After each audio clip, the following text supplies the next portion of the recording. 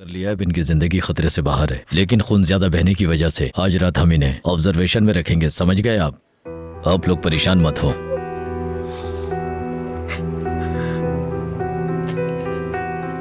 वो ठीक हो जाएगी भाभी, आपने सुन लिया ना, कोई सीरियस मसला नहीं, आप फिक्र मत करें।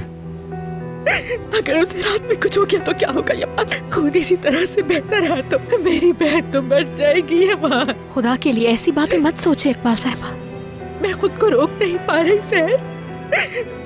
जुहाल तो बहुत अच्छी गाड़ी ड्राइव करती है, आज तक कभी कोई एक्सीडेंट नहीं हुआ। फिर उसके साथ जो कुछ पहले हुआ वो अपने आप में नहीं थी। मेरा मतलब वो सब होने के बाद काश कि वो सपना हुआ होता। जुहाल बहुत हसास और मूडी लड़की है, जो कुछ हुआ वो बर्दाश्त नहीं कर सकी। तुम बुरा मत मानना यमान जुहाल की उस हरकत को, वो ऐसी है।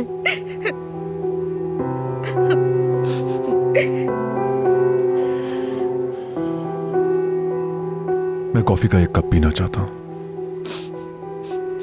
क्या तुम पियोगी? नहीं शुक्रिया।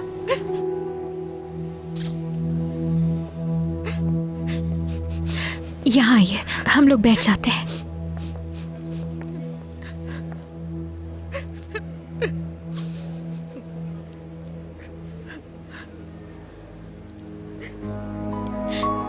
इस सब की जिम्मेदार मैं हूं इकबाल साहिबा।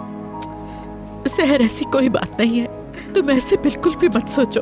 तुम्हें मैंने पहले बताया था कि जुहाल जिंदगी में बहुत कुछ देख चुकी है। मैंने उसे बहुत मुश्किल से बड़ा किया है,